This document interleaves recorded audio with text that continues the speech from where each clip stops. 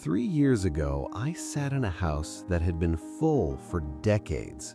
And for the first time in my adult life, I was the only one in it. No schedule to negotiate, no noise I didn't make myself, no one to explain myself to. I expected to feel lost. Instead, and this genuinely surprised me, I felt something I hadn't felt in years. I felt like myself. I'm 64 years old, and I want to talk today about something that doesn't get nearly enough honest attention: living alone after 60. Not the challenges of it, those get plenty of attention. The loneliness, the safety concerns, the family worry, the social stigma. Everyone has something to say about what's hard about living alone after 60. Nobody talks about what's good about it. And there is a lot that's good about it. Real, specific, life-changing good. The kind that most people who haven't experienced it would never expect. The kind that people who have experienced it quietly know but rarely say out loud because it sounds like they're not supposed to feel this way. I'm going to say it out loud today. 8 things, 8 genuine benefits of living alone after 60 that nobody tells you about, because nobody wants to admit that a life lived on your own terms might actually be one of the best lives available to you at this stage. Stay with me through all 8, because benefit number 6 is the one that changed me most, and it's the one I never would have predicted. Before I get to benefit number 2, I want to tell you something that a researcher at Harvard found when studying adults over 60 who lived alone by choice versus those who lived with others. The results went against everything the researchers expected. I'll tell you exactly what they found in about 4 minutes. But first, let's start with the one that hits people earliest. The first benefit is so simple it almost sounds trivial. But ask anyone who has experienced it, and they'll tell you it's anything but. Your time becomes entirely yours. Not negotiated, not compromised, not organized around someone else's preferences, rhythms, or needs. Yours. You eat when you're hungry, not when dinner is supposed to happen. You sleep when you're tired, not when it's socially acceptable to go to bed. You spend Sunday morning exactly as you want to spend it. In silence, in motion, in whatever way feeds you, without a single explanation owed to anyone. My friend Margaret, 67, lives outside Denver, told me the first thing she noticed after her divorce at 62 was that she could eat cereal for dinner without anyone commenting on it. Small thing, but she said it felt like a declaration of independence. That's what it is, a quiet, daily, ongoing declaration that your time and your choices belong to you. At 60, after decades of organizing your life around other people's needs, that feeling is not small, it is enormous. The second benefit is one that takes a little longer to arrive, but when it does, it's one of the most valuable things that can happen to a person at any age. You get to know yourself again. When you live with other people for decades, you gradually, almost invisibly, absorb their preferences, their habits, their opinions. You start to lose track of what you actually think about things, what you actually like, what you actually want from a day, from a meal, from an evening. Living alone strips all of that away, slowly at first, then more clearly. You discover that you actually prefer mornings to evenings, that you like the house completely silent when you read, that you have opinions on things you never expressed because it wasn't worth the negotiation, that you are, in fact, a more specific and interesting person than the compromised version of yourself that years of cohabitation had produced. My friend Walter, 69, widowed 3 years ago, told me it took him about 8 months of living alone before he realized he'd been pretending to enjoy television for 20 years because his wife liked it. He didn't like it at all. He liked radio, old jazz. He'd just never had the space to notice.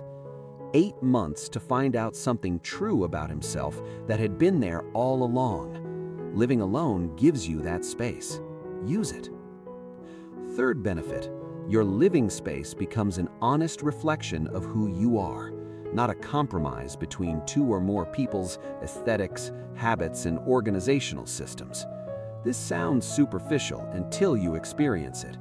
When you live with others, the home is in negotiated territory. The furniture is where it is because of a compromise reached years ago. The kitchen is organized in a way that works for multiple people, which means it doesn't work perfectly for anyone. The bedroom temperature is a constant low-grade negotiation. When you live alone, all of that disappears. The house becomes yours, completely, honestly, uncomplicatedly yours. I rearranged my living room 3 times in the first 6 months of living alone, not because I'm indecisive, because I was figuring out what I actually wanted, what actually felt right for the person I am now at 64 without anyone else's needs to factor in. I got there eventually, and the house I live in now feels, for the first time in my life, like mine. Now, the Harvard study I mentioned. Researchers expected to find that adults over 60 living alone would report lower well-being than those living with partners or family. What they actually found was the opposite. For one specific group, adults over 60 who lived alone by choice and who had developed what researchers called intentional solitude practices, reported significantly higher life satisfaction than their coupled counterparts. I'll connect this directly to benefit number 5, but first, benefits 4 and the one right after it. Fourth benefit, and this one surprises people every time. Many adults over 60 report that their physical health actually improves when they start living alone. Not because loneliness is healthy, it isn't, but because when you live alone, you make health decisions entirely for yourself. You eat what actually nourishes your body, not what satisfies a compromise. You sleep on your own schedule, which for most people means better sleep than years of accommodating another person's rhythms. You exercise when your body wants to move, not when it fits someone else's day.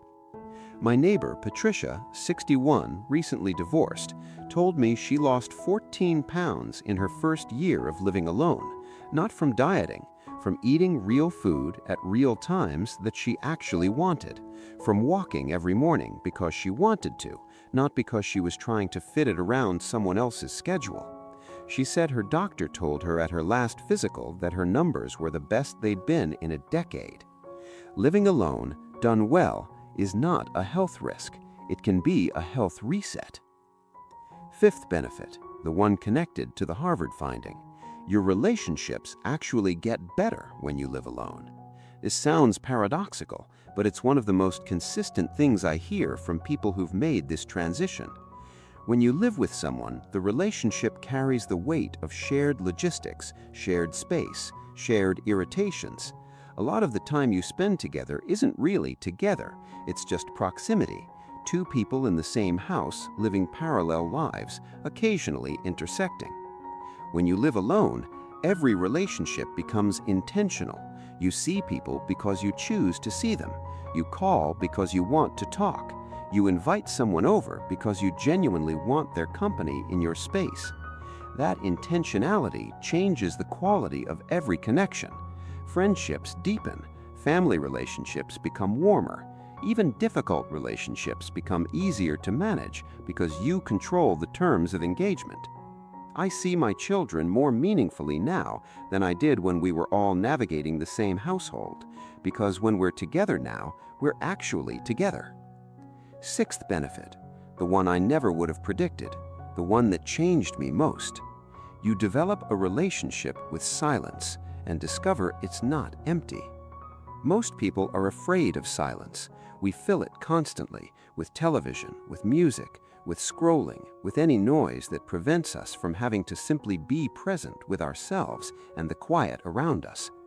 Living alone forces you to face silence, and at first, for most people, it's uncomfortable. The absence of noise feels like absence itself, of company, of purpose, of the life you used to have. But if you stay with it, If you don't immediately reach for the remote or the phone, something shifts. The silence stops feeling empty and starts feeling full. Full of your own thoughts, your own observations, your own quiet presence in your own life. I started sitting in complete silence for 20 minutes every morning about 4 months after I began living alone. No phone, no music, no television, just me and the morning and whatever was happening outside the window. It was uncomfortable for about 3 weeks. Then it became the best part of my day. I think more clearly now than I did at 40. I notice things I never noticed before. I have a relationship with my own inner life that I didn't know was possible because I'd never given it the space to develop. Silence is not emptiness. It is where you find out who you actually are. That discovery, quiet, unglamorous, essential, is worth more than I can easily say. 7th benefit, financial clarity and control. When you live alone, every financial decision is yours. The budget reflects your actual priorities, not a negotiated middle ground. You know exactly what comes in and what goes out. You make choices that align with your own values and your own security needs. For many people over 60, this is the first time in decades they have had complete visibility into and control over their own financial life. And that clarity, even when the numbers aren't perfect, is empowering in a way that shared finances rarely are. You know where you stand, you make your own calls, and you live with the results, which means you also learn, adjust, and grow in ways that shared financial decision-making often prevents. 8th and final benefit, and perhaps the most unexpected one. By living alone well after 60, with intention, with dignity, with genuine contentment, you become a model for everyone around you. Your children watch you, your friends watch you, the younger people in your life watch you, and what they see, a person who has figured out how to be genuinely okay on their own, who is not diminished by solitude, but expanded by it, changes what they believe is possible. You show them that living alone is not a consolation prize. It is not a lesser version of a real life. It is a life, full, chosen, honest, and in many ways freer than any life lived on someone else's terms. That is a gift, not just to yourself, to everyone who is watching you live it. Here is your one action for today.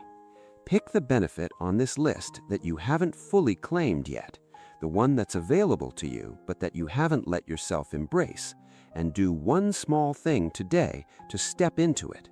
Sit in silence for 10 minutes. Rearrange one corner of your home. Cancel one obligation you never wanted and replace it with something you actually do. One thing today, because the life waiting for you on the other side of fully embracing where you are, it's better than you've been told. Before you go, I want to ask you something honest. Which of these 8 benefits do you already feel in your life, and which one are you still working towards? Leave it in the comments, because I think a lot of people watching this are living this quietly, and it helps to know you're not alone in finding it good. Next time, I want to talk about the one thing that makes living alone after 60 genuinely hard, and the specific way through it that most people never find. I'll see you then.